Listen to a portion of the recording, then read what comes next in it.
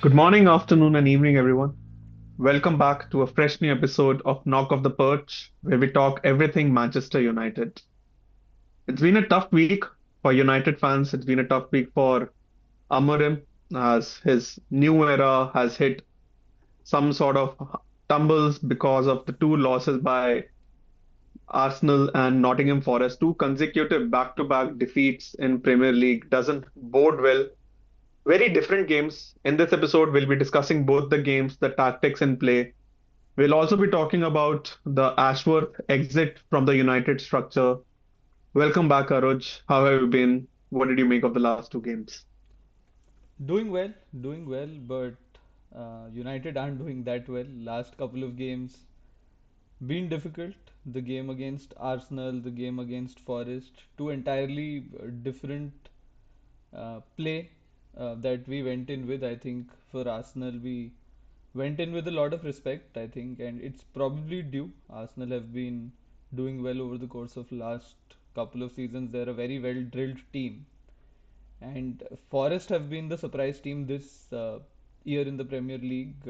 Although I think wherever they may be in the table, we ought to win a game against Forest at Old Trafford.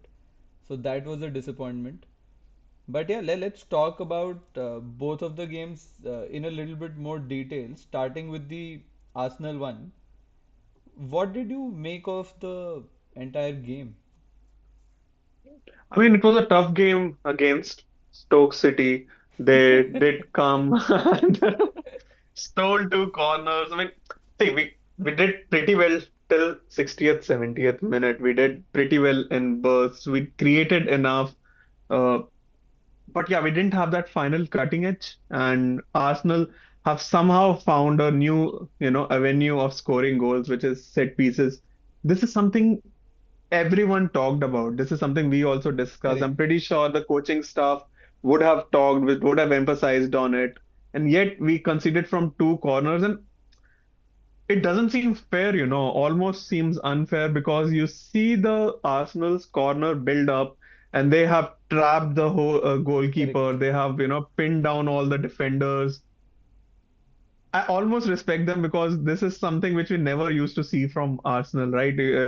Coming to tactics, dark tactics like this, but So it is something which we have to applaud them for. we'll talk about the game, but two things just on this aspect around corners. One, it almost borderline feels illegal to me. Like I almost have a feeling that, down the years, because now Arsenal, there is a success that the teams have seen that with this there is a bit of a success that you can achieve. And if more and more teams start copying this, I think there will be a bit of a protest from the goalkeepers, etc., because the goalkeeper is almost pretty much trapped there. Yeah. So probably in the future there will be some regulation around it. I don't know, but right now, if it is a loophole, leverage that loophole.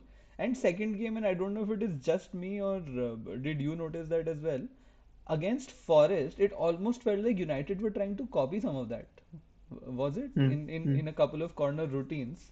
Even the commentator mentioned, at least on the broadcast that I was watching, that imitation is the best form of flattery, and Arsenal will be flattered at this point in time. No, definitely, definitely. Even in Arsenal games, you can listen to their set piece coach being. They have a chant for his set piece coach. Do you know that? I mean, that's something. And At this point in time, you take away Arteta and you just keep the set piece coach. They will still manage to win. but it almost feels unfair because we were there in the game.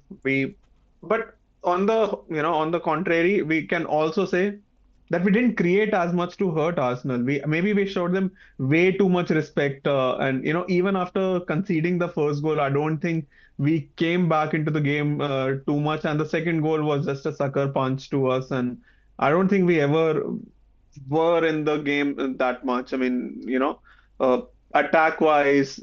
Sure, we defended well for 45 minutes. I think we pat ourselves too much on the back for keeping Arsenal quiet for 45 minutes, but we have to understand that we knew that set pieces were how they will hurt us, and they eventually ended up doing that.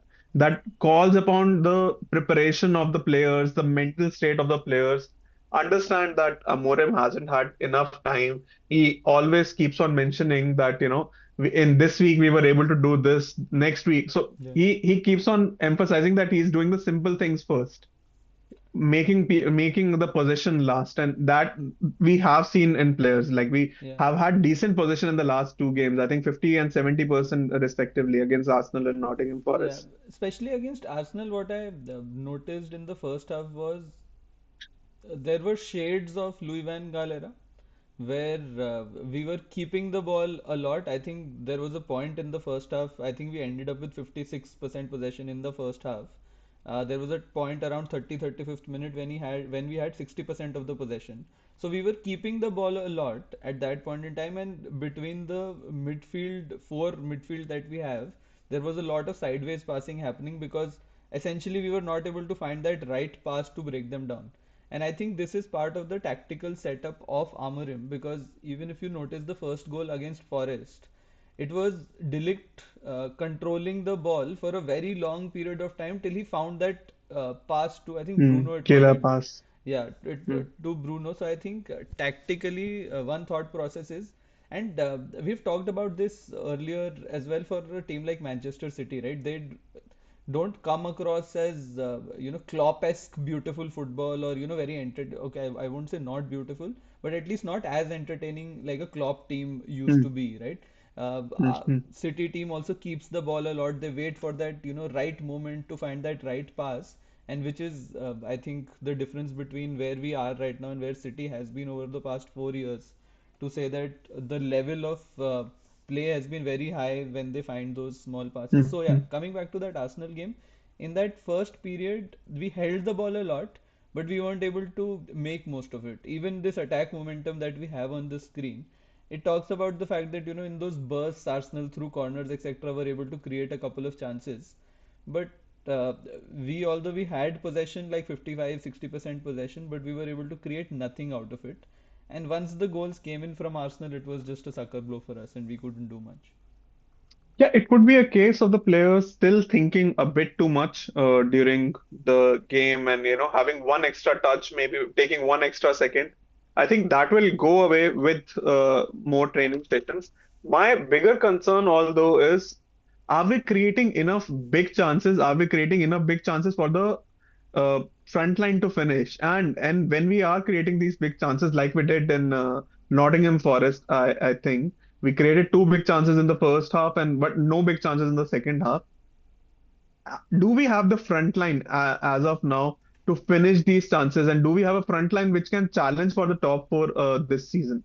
Because the form of Rashford, Højlund, Zirkzee calls into question. Like they are very volatile in nature.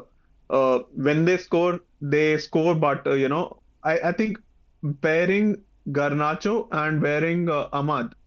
Even Garnacho has been hot and cold, but he has been at least consistent. He's scoring or assisting every second game. Yeah. That same cannot be said for Højlund, Rashford, and Zirkzee. Højlund, especially on his day, he's the best player in the world. He's the best striker in the world. But when he isn't there, like he disappears from games completely. No, so I think one thing that I have noticed, and it's slightly ironical that it is playing out in such a way. Under Eric Ten Hag, we were able to, at least in the last few games in this season, we were Hmm. creating a lot of chances, a lot of big chances, but we were not able to score as many. Under Amorim, prima facie, what I've noticed is we aren't creating as many big chances, but we are still finishing what is coming our way, which is what Hmm. I think in the previous Europa League game as well. We saw that against Nottingham Forest as well, where a lot of chances were not created, but whatever was created, we managed to get a goal out of it. So I was just looking at the stats. So our XG was 1.6, and we Hmm. scored two goals from there. Two goals. Yeah. Yeah.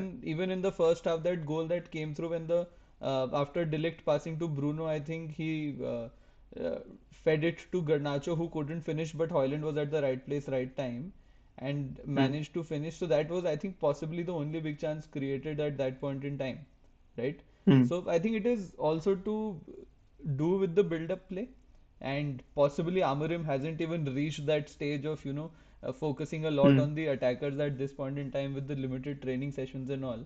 I don't know what Hmm. his priority area between defense, building up play and attack is right now. But it feels like we are not creating as many big chances as we were towards the last phase of Erik Ten Hag's tenure. Talking about the Nottingham Forest game, I think the game was dotted by individual errors Yeah, more than the tactical. Like we can talk about tactics the whole day, but if our main goalkeeper cannot save a second goal like that, which was a shot straight in the middle, yeah, I don't know what we are talking about. We have been praising Onana throughout the season, but this is simply unforgivable. I mean, I think we did enough to win this game. I think minus these, individual errors, we yeah, should have and would have won this game. correct. Even the third goal, which was the uh, Wood Looping header. looping header. Yeah. Yeah, I think Licha was in place at the back post and should have done a bit more to clear that Mm. out. Do you think What his did you make height? of that? Do you think his height didn't allow him to do that? I mean, of course, his height was the reason of us conceding the first goal also. Yeah, This again is a big concern because we conceded two goals on set pieces against Arsenal. We start the game against Nottingham Forest. The very first goal, the very first corner, they come and they score against us. yeah, I mean, I don't know what was the, review of the Arsenal game.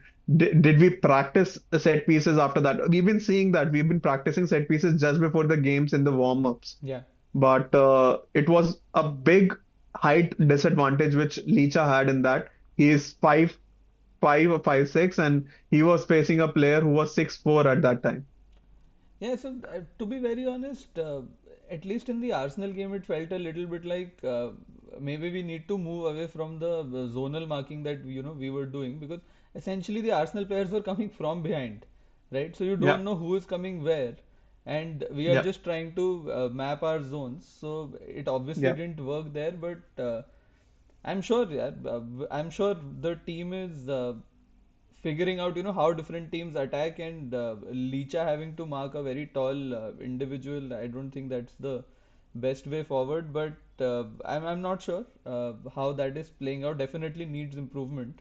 But just talking further about that point about we probably would have gone on to win if not the individual errors, which is very true. Even if we look the XG that Forest were able to create, that was only 0.83, and they managed to score yeah. three goals. They had no big chances, so that was a big, big wake up call for Onana. He can't, keep living in the dreamland that he has performed well so far this season. It was essentially 3 points lost between him and Licha in the last game. So we need to be at it, and we can't be losing these games at Old Trafford. I remember a couple of weeks back when we were talking about the table, we were like teams like Fulham, teams like Forest will sort of revert to mean, and Hmm. it will be possible for us to overtake them. And this was our opportunity. If we don't take home game against Forest and win that, it will obviously be a challenge for us to climb the table. Let's see, the fact is the level of Premier League has risen over the years, and we haven't, like, United's performance hasn't been directly proportional to that rise. We see teams like Bournemouth doing so well. We've seen Aston Villa do so well. We've Yeah. seen Nottingham Forest do so well. We've seen Brighton be so consistent. Even these teams have had a change of managers. Brighton has had a change of managers, and yet they're playing so well. Marco Silva is doing wonders with Fulham. We cannot be complaining about change of managers, change of dynasties across if we don't raise the level. And I think this is where players have to take the responsibility because it has been five different managers, but yet the same spine of players. I think your Rashfords, your Brunos, your Maguires have to stand up and take responsibility of where the team is right now. To that account, we've been hearing rumors about Rashford getting a move in January. Like, Yeah. United are interested in him moving him on. I think that United are thinking from the business point of view Correct. that this helps in their PSR, value chain.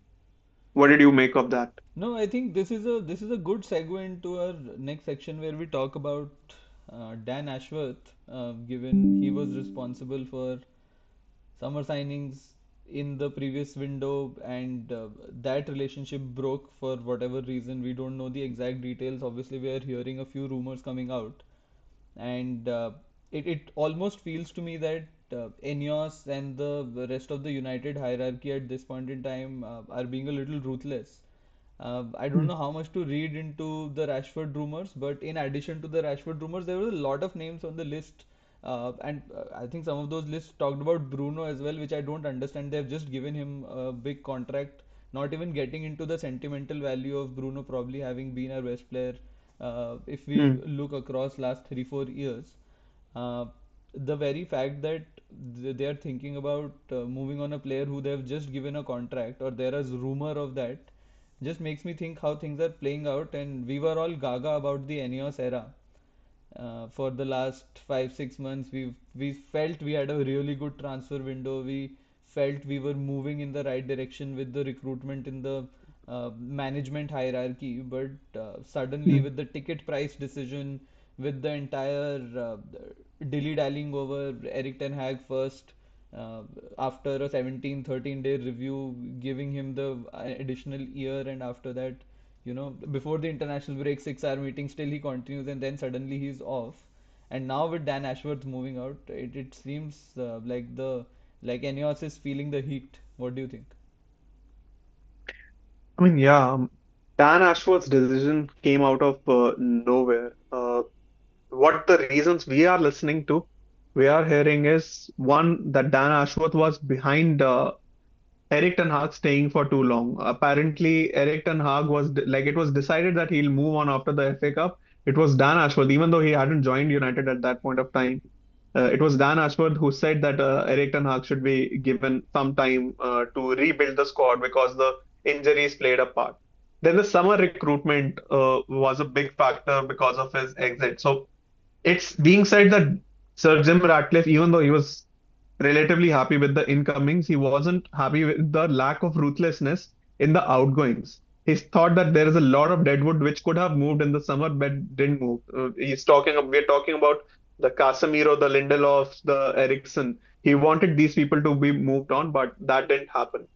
Then there was the replacement of the manager. So according to the list Dan Ashworth suggested Gareth Southgate, Marco Silva, he suggested Graham Potter. So all of the managers he has previously worked with or who are part of the Premier League pedigree managers. Also, something to do with the nationality, right? Dan Ashworth probably They wanted a wanted a British man. Yeah, British manager, yeah. So that was partly why. So Sir Jim Ratcliffe apparently was not very satisfied with his inputs during this process as well. yeah. And it's being said that he went on a leave after Ruben Amorim came into the building like the second day or something. So Sir Jim Ratcliffe was very rattled by that as well. I mean, I don't know how much to look into these rumors, but No, yeah, a lot of components. we can f- talk about the fact what we saw out there, and that is true. We saw, I think, Bareda meet Amorim when he had come in. There was uh, Wilcox. There was even Sir Brailsford was also there. But it's true, we didn't see Ashworth the day. Uh, First day he was there. Ashworth was was he? there. I don't I think, remember yeah, seeing the yeah, yeah. images. He was there in the video. But Okay. see, the problem here is not just completely Ashworth based, right? It is also these are the things which the management should have known before hiring him, before waiting for 6 months of his gardening leaves, before paying a certain amount to Yeah, Newcastle. exactly, These are the exactly. things, this is the kind of due diligence that should have gone into recruitment because that is what we as United fans were expecting from the new management. Correct. And the entire We, hype that was created around this, right? yeah, We spent yeah. so much time with Newcastle. He was probably on a gardening leave, which was equivalent to his tenure at United. So it just feels like we made a few decisions in haste, and now we are. I don't know if it is a good thing or not at this point in time that we are not pushing on with them, and probably we are not doing an escalation of commitment and cutting our losses wherever possible. But yeah, I don't think with specifically dealing with individuals at this point in time, we are great with that. So You mentioned how they've raised the ticket prices by 66 pounds. 266 They pounds, talk I about think, y- for children and for the pensioners where it was highly subsidized earlier. I think that subsidy has been taken away, so it stands at 66 pounds for them. yeah. So these are cost saving measures. These are measures. But then you talk about firing a person who they hired 5 months back, and they paid some sort of release clause to Newcastle. Correct. We talk about firing a manager they gave a contract to 6 months back. Yeah. These have cost assigned with them. These will go and impact the PSR, and yet the fans are the one who are feeling the pinch. But that doesn't sit well with the United fans, especially the fans who are going to watch the And matches. it shouldn't either, right? It shouldn't, for inefficiencies of the management, the fans who essentially it's the entire point about, I think, it should be to make football affordable. It's for the common people. You can't make it a rich man's sport, right? The football is driven by the fans, and I think that becomes very critical when you're taking such decisions. And I think that it's been a bit of a coordinated rise in price by multiple clubs come together. I think there's Liverpool, there is City, who have Fulham as also well. Yep. uh, who have increased the price. So I think some of the fan associations are also coming together on that, which I think is Yep. Yep. required. We have seen the power of fans, what happened with the Super League, etc. earlier. Super. So it's important for fans to come together because essentially the game is for the fans and not for people making money out of it. Agree completely. Cool. So hopefully, let's hope for some positivity and move forward and talk about the next game. We return to Europa League. We are on the cusp of moving into top eight, playing Viktoria Plzen away from home next. What do you think of our chances based on how the other teams are playing each other and our fixture? Yeah, unlike Premier League, our form has been decent in the Europa League. We are still unbeaten, three draws, and since Erik ten Hag's departure, we have won both the games against Bodo Glimt and PAOK. We first beat POK. Yeah, PAOK and then we Bodo yeah. Glimt. So yeah, both the games we have won against with different managers. So yeah, it comes at a good time. Victoria Pleasant has been in the same form as us. They have had three draws and they have had two wins. Yeah. They are on the same points as us. And like you mentioned, most of the teams above us, they do play against each other.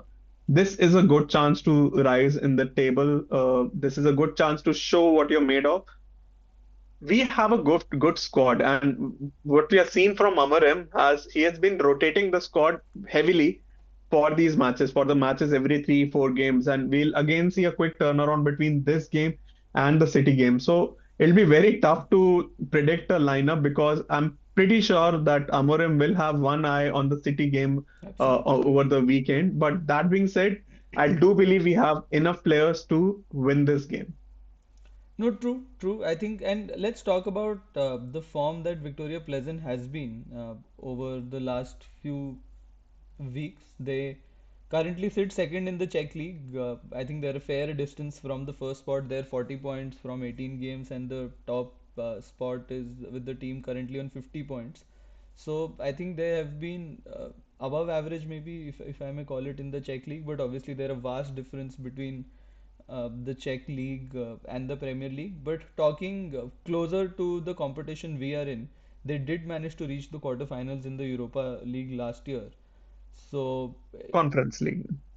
in the Conference League last year, yeah, I think need to update that. But so they have decent pedigree in Europe. It is something that they can come across and sting oppositions when they are given a chance. And just on basis of form, the thing with them is that they haven't been losing much. So they're unbeaten in Yeah. last seven, which is obviously great for a team going into a game like hosting United at their home. So it won't be that easy, especially going away from home. Yeah. And also the fact that they play a 3-4-1-2 as well. What do we Yeah, 3-4-2-1. Yeah, yeah, they do play the same formations. They have ex-Burnley striker in their ranks, Mate Vaidra. Yeah. And Sulch has been their top striker, who has scored about 8 goals in all competitions by now. Uh, so yeah, I mean they do have players who can win a game and they don't concede a lot of goals. But again, we have been talking about the opposition who are part of their Czech league, as well as they haven't had that difficult games in the other than Real Sociedad. I don't think they have had many difficult games in the Europa League as well. So United will pose a certain level of threat, but yeah, we do have to realize that they are a defensively solid team. They don't concede much, so we do have to make sure that away from home we don't let them into the game. We win all our second balls, and we create enough chances to fly with the game in the first half itself. Otherwise, we have seen in Europa League and Champions League in the last couple of years how the pressure builds up, and how a team can nick a goal anytime in the second half Correct. and go away with the games. We are not a team who can pose a big comebacks with our backs on the wall. So leading from the front is something which United should be doing. Where do you think this game will be, played and won? What do you think will be the predicted? What is your predicted lineup, Aroj, for this one? I think it will be interesting in terms of how Amorim tries to line the team up, because this United team under Amorim hasn't really played against a 3-4-2-1 from the opposition as well. So it's almost like for like, and it will be Hmm. interesting on how that plays out. But what will be critical will be, I think, how our wing backs, because especially on the right, a lot of our attacking momentum is coming from our right wing back at this point in time. It has Yeah, been Ahmad primarily who has yeah, been creating those chances. I think he has what, 5 or 6 assists in the last 3 or 4 games. So yeah. it's clear where our attacking momentum is coming from, and I think that is going to be critical. But with eyes on the game against City, it will also be about rotation. So let's try to figure out what are the possible options, what it could be. Onana obviously starts in goal. There is no question about that. What about our defense? I think Licha and Maguire play two of the centre back. I would like to see Mazraoui in the team. He wasn't part of the starting lineup last time. I think with Mazraoui in the team, we make better decisions. We keep the ball better. So Mazraoui or Euro would be my third centre back. You talked about the wing backs. Yeah. I feel Anthony, this could be a rare chance for Anthony to start on the right wing because I don't want to say him anywhere near the lineup against City. Makes sense, makes sense. I think primarily agree on the defense. Euro, I think, has been decent. I think he should be given more and more chances. So even if Euro starts at the right centre back position, I wouldn't be too disappointed. But as you mentioned, I would want to see Mazarawi on the pitch. So whether it is right centre back or playing that left wing back role, which also I think Mazarawi can play, I would want him on the field. And then moving on to the midfield, I think Ugarte is a for sure starter for me. We need Ugarte to continue on the Agree. momentum that he's building. What about the eight role, the progressor role? Who do you think starts there? I think both Menu and Bruno are capable of playing that role. I say Bruno because I'd want the front three to be a bit more. I want to see Rashford start. I want to see Xerxes start, and I feel Mount has done enough to again start the game. That's why I want Bruno to be playing in the number 8 role, where he can control the game a bit more. In any case, even when Bruno starts at the number 10 role, he tends to drop deep, and he tends to try and control the game from behind. So that's why I'd want to see him in the number 8 role. And like I mentioned, for in the attack positions, I'd very much want to see Xerxes come in and play his 9.5 role. Yeah. And the other ones, Rashford and Mount would be my preferred attack. What about you? No, I think especially with the game against City where I would want Hoyland to start. So I think Xerxes Mhm. starting this one makes sense. And come to think of it, I think with Xerxes, Rashford may be a better number 10 choice. So whether Bruno plays instead of Mount or Bruno plays in the 8th position, I think that will be something that will need to be figured out. But I think for this game, the Rashford Xerxes combo as a 10 and 9, 9.5 might work out fine. So I also think that we Agree. we will end up somewhere closer to that. Cool. Yeah, I think Zirkzee plays Rashford and Garnacho very well in that. Yeah. Any quick predictions for the game? I say we win this game 2-1.